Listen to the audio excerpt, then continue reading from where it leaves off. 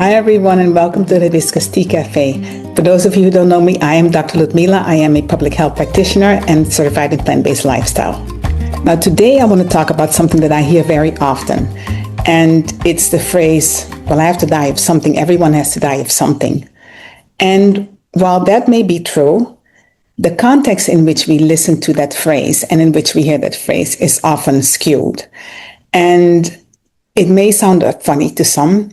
It may even sound practical, and it may seem very logical. And I'll tell you, no matter how much broccoli you chew on, no matter how many vegetables you eat, yes, you are going to die of something. Nobody says that if you're eating better foods, whole foods, that you're not going to die.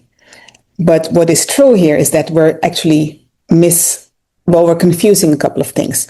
So two things. In medicine, when we talk about lifespan and health span, we're talking about two different things. And in that phrase, I have to die of something, we're confusing the two. So your lifespan is the amount of years you live from the time that we have stamped on your birth certificate until the time you actually die. But your health span is the amount of years you live without chronic disease, free from chronic disease. And that's different. So when we're talking about I have to die of something, that does not take into account your health span. That just takes into account your lifespan, saying, well, I'm just going to die of something. But I'm here to tell you that your health span is most important, because you can live a very good quality of life and live a shorter lifestyle, but you can also live a longer life and live in much misery, on pills, hooked up to machines, seeing doctors all the time, being in pain, having fatigue, and just not having a good quality of life. So I say that when people say this to me, usually it's when we're getting into a discussion about food, because people know that I practice whole food lifestyle. My diet is, I will say, about 80% raw and 20% cooked. And for the most part, I don't really talk about my lifestyle, because I just do what I need to do for me. And I'm happy with it. My husband and I are very happy with the choices that we made. We live a whole food lifestyle. Our daughter has also diligently practiced a whole food lifestyle, and we know that we have a reason for doing so. So to change the trajectory of our life, of our health span, not our lifespan, we decided that our why was strong enough to do that. So everyone has to know why they're doing it in order for them to do it. So in that sense, when somebody talks to me and they ask me about what I'm eating and why I'm eating it, and then they go and say, well, I have to die of something, they're not saying it because I'm trying to convince them that they don't. They're saying it because maybe there's something in their lifestyle that they feel that they need to then defend themselves. And usually it does kind of feel like that, because again, we're usually hearing that when we're not doing anything other than minding our own business and people are asking us something. So for instance, the other day, I made a cheesecake out of cashews, and my husband took the cheesecake to some friend's house. And when he offered them some of the cheesecake, just to be polite, because we always bring a dish if we go somewhere so that we know that at least we have something to eat. And they said, no, we want real cheesecake. And when he told me the story, I just had to laugh, because I thought to myself, what is real cheesecake and who decides what's real, right? But then also, oftentimes when my husband and I go out places, and more so he than I, for some reason, when he's with the guys, there's smirks, and there's, sometimes maybe a little bit of sarcasm, because they might be drinking and my husband doesn't drink. And we've heard the phrase in those settings, you gotta die of something. Well, I'm just going to keep eating this. But nobody asks you to eat something different, because clearly you know why you're eating the way that you're eating. But then that phrase has also come up to us when we're in a setting with friends, and we're maybe at a restaurant or somewhere, and people are asking us questions about our lifestyle, or they're asking us questions about our program, because as you know, I run a whole food nourishing program where we do hyper nourishing, and we help people to rapidly recover and really reverse a lot of different symptoms. So we'll talk about that in another video, not to divert. But nonetheless, people will ask us about it. So how's it going? What are you doing? And sometimes I do give some testimonies, because, I'm always proud to know that I can celebrate with my clients and see the progress that they're making and the quality of life they're getting back. I literally have clients who are saying, I feel like $1,000,000 and I have never felt this way.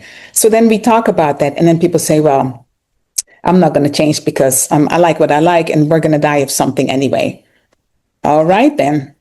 Do you? I do me. But I will say that when we're talking about, seriously, when we're talking about I have to die of something, we're talking about something completely different than health span. We're not talking about health span. We're talking about lifespan. Health span is about your quality of life. And for all of those people who are saying, I have to die of something, I want you to think of something. Let's think of your body as let's compare it to a luxury car. All right. When you have a luxury car, whatever luxury means to you, when you have a car, you buy the car not for it to go to the junkyard the year after. You buy your car to last. And you buy it to last a certain amount of time because you know why you need it to last. You know why you need that car. All right. So if your car breaks down, you're not going to just put anything in your car. You're going to put the right fuel in your car. You're going to make sure that the car has a tune-up. And you're going to make sure that everything is in order. I just drive my car. My husband takes care of the car, but you do take care of your car. However, we don't do the same with our body. We don't want our car to end up in the junkyard so fast, but with our body, we don't often think about that. And I will say that there's a reason why we also have gotten away from thinking about that. If we ever did think about it more than we do now, then it's also because there was a time where we weren't so sick so quickly. Chronic disease now is not something of older people. Chronic disease starts literally when the baby comes out the womb. It's very unfortunate. We have way too much cancer in our young people. We have too many people that have diabetes at an early age. A lot of people with high cholesterol. In the United States, heart disease is still the #1 killer, but we don't talk about that. And then if we do talk about it, we talk about it as if it's nothing and then keep eating the foods that cause that heart disease, right? We eat too many processed foods. There's too many toxins in our foods that are still allowed in the United States that are also already banned in other countries. But yet we think of our car better than we think of our body. And so when people see us eating a certain way, sometimes I wonder, is there a little bit of guilt there? But what I also recognize is that our food has so many toxins in it, and those toxins make our food so addictive. Our food becomes very addictive. And because it's so addictive, sometimes it's the addiction that drives us more than the actual thought of or the will to live a healthier lifestyle. And so I want to encourage you to know that a health span is more important than your lifespan. And I say that because if you think about as you age, you want to enjoy your family. I have seen people who can no longer enjoy their family because all they do is go to the doctor on dialysis. They're in the hospital every day. They're always somewhere. I literally have had clients who have had to go to the doctor every day, that I have had to sit with my clients and ask them, do you think that's normal? And they were going to the doctor because they had to. But if they changed their lifestyle, they didn't have to do that. And that's what happened. They ended up changing their lifestyle because once we started sitting down and talking about not when we're going to die, but how we'd like to live the rest of our life, then my clients start recognizing that what I'm doing right now it's not healthy. It's not fun that I'm retiring or are retired and have worked so hard. And now all I do is go to the doctor. So that's when we're talking about health span, not about lifespan, right? And so when a person says to me, we have to die of something, I wonder if they think about the idea that, okay, dying of something is true. You have to die of something, but that could be old age. What's wrong with dying of old age? Nobody dies of old age anymore. There's nothing wrong with dying of old age. Why have we gotten it into our mind that it's so normal that we have to die of the complications of diabetes, high cholesterol, blood pressure, inflammation, problems with our gut? Why do we have to let that exacerbate? We do that because we don't become the captain of our own ship. And I've talked about that before. We need to start taking more control of our life. And if we do that, then we may have to give up certain things, but we're gaining some other things. One of the reasons why I see a lot of people saying that to us also is because they don't want to face the idea of changing because they're afraid they're going to lose something. And change is not easy all the time. That's why we have health coaches. But even if you have a health coach, you have to be the one to drive this vehicle. You have to be the captain of your own ship. You have to be the one willing to do this. And for that reason, I only take clients who I know are willing to do this, not clients who are in doubt and still wondering, well, how can I be in your program but not give up my bacon? Or I want to be in your program, but do I have to stop drinking? Or I want to be in your program, but can I still keep smoking? And while I understand where that person is, I'd rather work with that person on getting yourself ready to make that change than you to getting into my program and not being able to accomplish what you need to accomplish. So again, I find it, it's funny sometimes, when people say, well, I have to die of something, because we do know that. But what I do find sad is that we oftentimes don't think about the idea that when we do get to that point of, unfortunately, when people do get to the point of having chronic disease, that it can exacerbate and that it can get to a point where it just doesn't get better because we haven't put in our mind that I need to do something to change. I'm just going to take these medications and I'm just going to keep going to the doctor and he's going to figure it out or she's going to figure it out for me. So I want to encourage you to not think of dying as something that's bad, but also not think of changing your lifestyle as something that's bad, especially if you're suffering from chronic disease. I encourage you, if you are a person who is suffering with chronic disease, to sit down and ask yourself, what would I like for myself in the next few years? What would I like for myself in the next month, the next year, the next 5 years? And how would I want to spend the rest of my life? Is this life of going to doctors, taking medications, having interactions, having side effects from the medications, and sometimes not understanding what's going on with my body, but I just don't feel good? Is that what I want?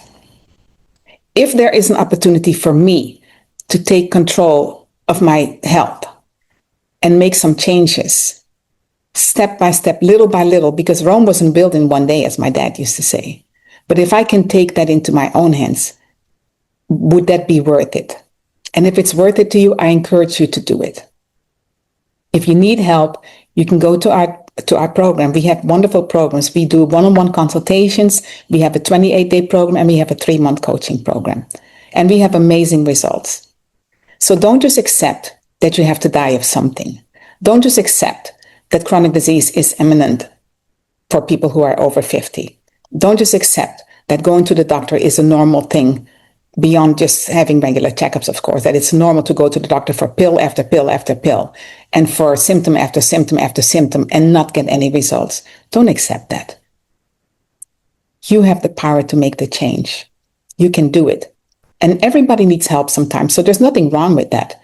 That's why we're here. So we offer you the help. We encourage you to take control of your health. And yes, everybody has to die of something, but it can be old age. It doesn't have to be chronic disease. So on that note, you have a wonderful day, and we'll see you next time at the Hibiscus Tea Cafe. Thank you for listening. Thank you so much for joining us at the Hibiscus Tea Cafe. It is not too late to like and comment on our channel, and make sure you subscribe so that we can continue to bring you more valuable information. And until next time, take care of yourself. Health and wellness is yours.